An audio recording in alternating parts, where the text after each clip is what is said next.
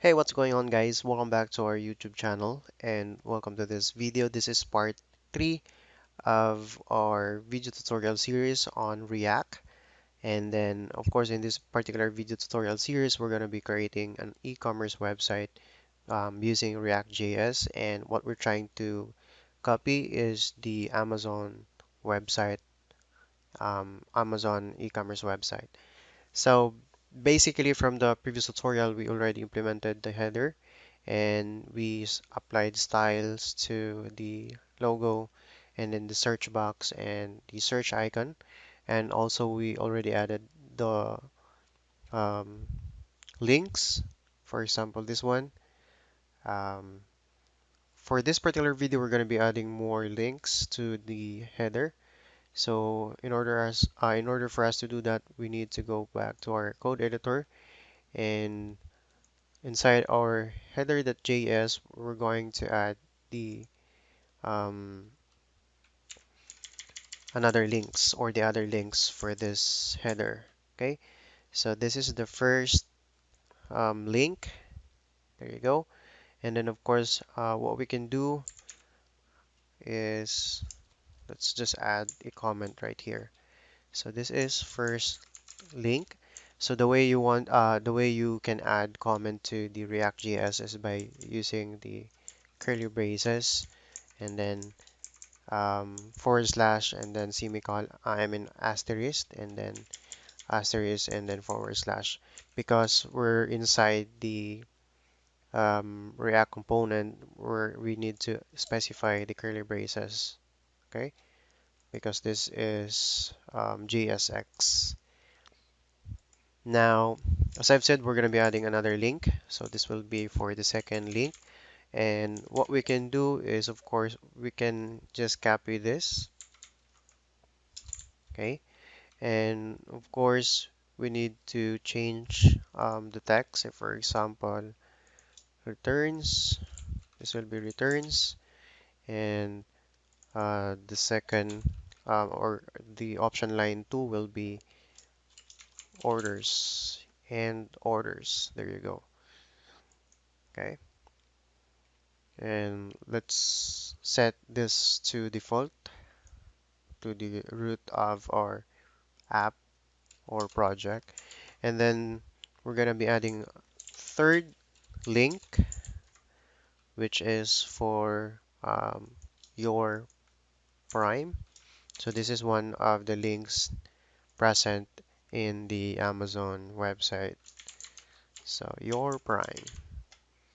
And then there you go. Again, this is option line 1 and then option line 2. And other thing that we could add here is um, we're going to separate this. So what we can do here is add the header nav. Okay, so that will be div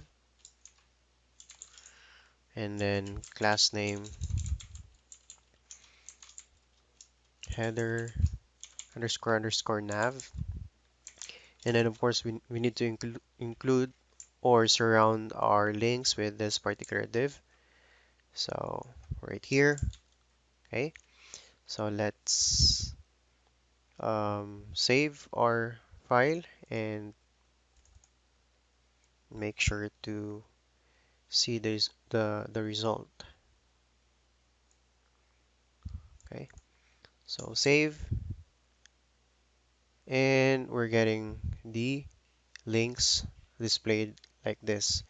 So the first link, the second link, and the third link. So it's displayed this way because we need to apply CSS to the header nav class name. So header nav, header underscore underscore nav, and then we need to specify the display type, which is flex, and then justify content space evenly. There you go, and save. It should arrange our links this way.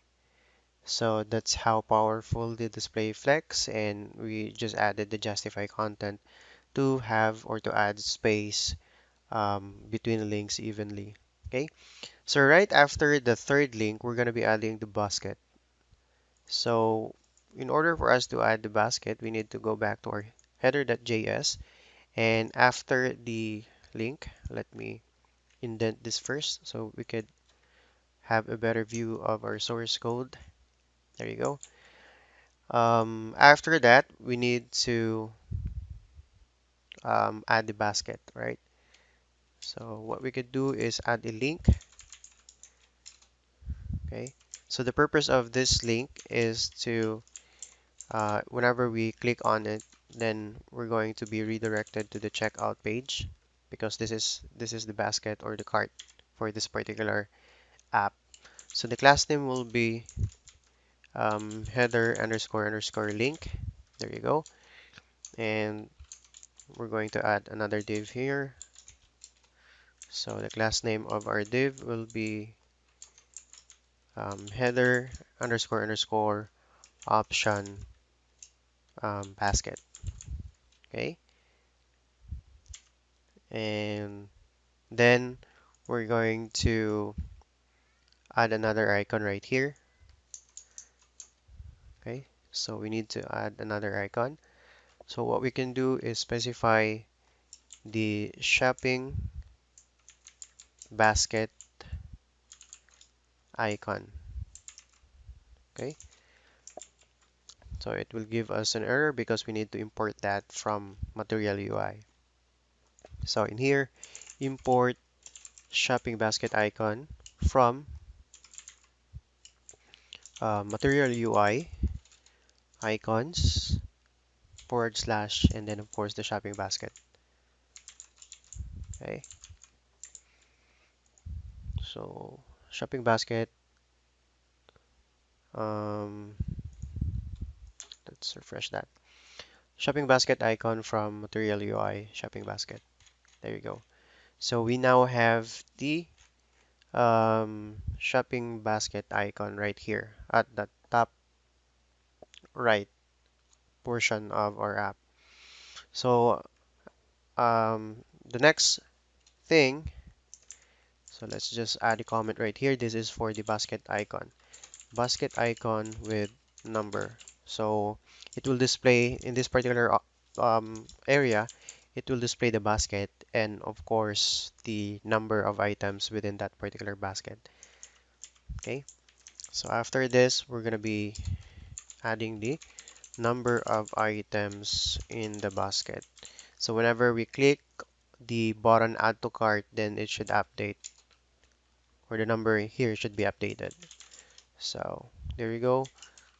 Class name will be header option line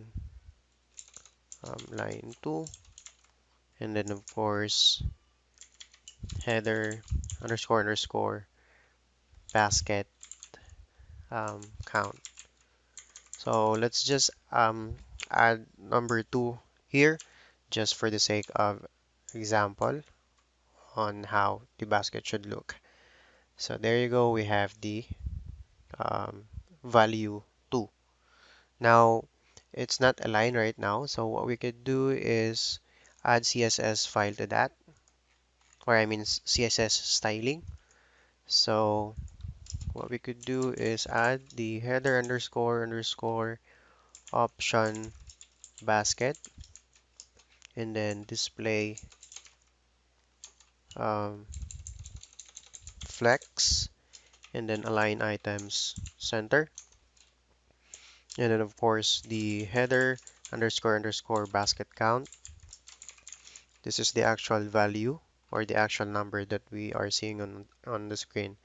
So margin left and then 10 pixels. Margin right will be 10 pixels also. So let's try that. Save our header.css, and there you go. The basket and of course the number of items in the basket are aligned properly.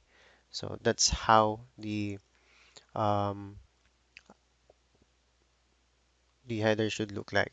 we have the logo, the search box, the search icon, the links for signing in, the links for orders, the prime, and of course the link for the checkout page or the basket. Okay, so we have added the links. Now what we could do is try to work with our banner right here. So in order for us to do that, we need to um, um, add more components to our um, project. So I think the best thing to do right now is to add the login component. So what we could do is add another file for our app. So let's try to right click the SRC folder and then click this new file option. And then we're going to be adding the login.css or login.js. And then of course we need to add also the login.css for the styling of this particular component. So the login.js will be um, it will be a functional component. So function login and then open close parentheses and open close curly braces, and then of course we're going to need to import the React from React. Okay, and then of course inside our login we need to define the form. So we need to add the return statement, and then of course here we need to add a div with a class name um, login. Okay, and let's try this first. um, we can say here div and then class name and then login underscore underscore container. There you go. And then we could add the h1 element here.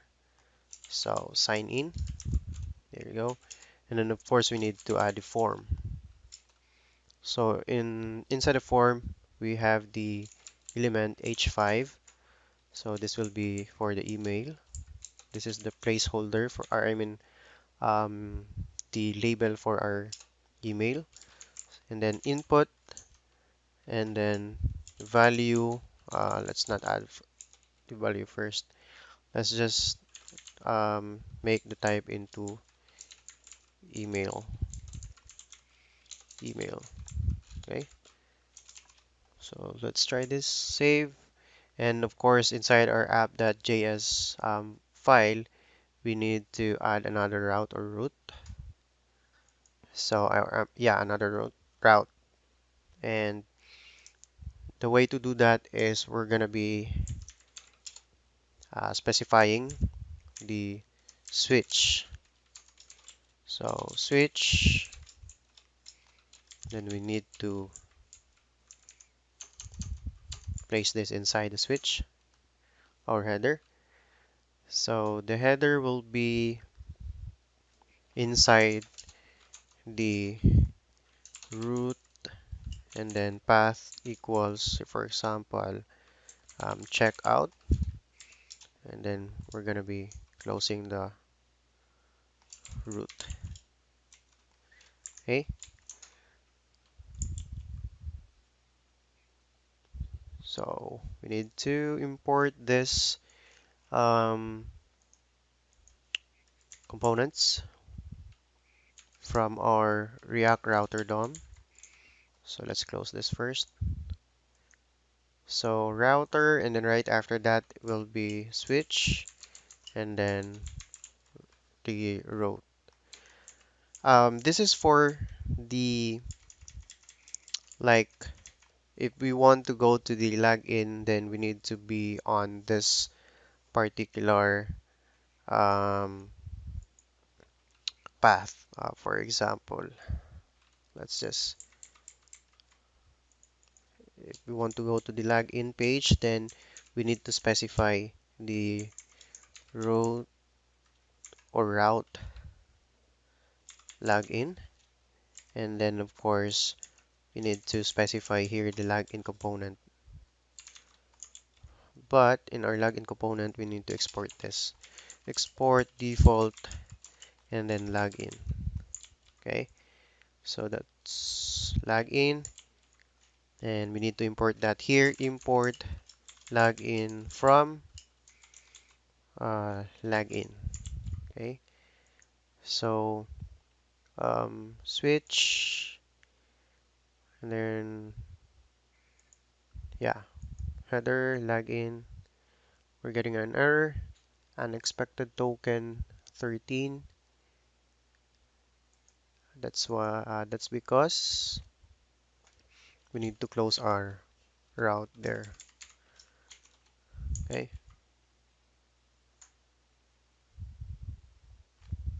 let's refresh this. We're getting an error. Let's check. Okay, let's try to go to login.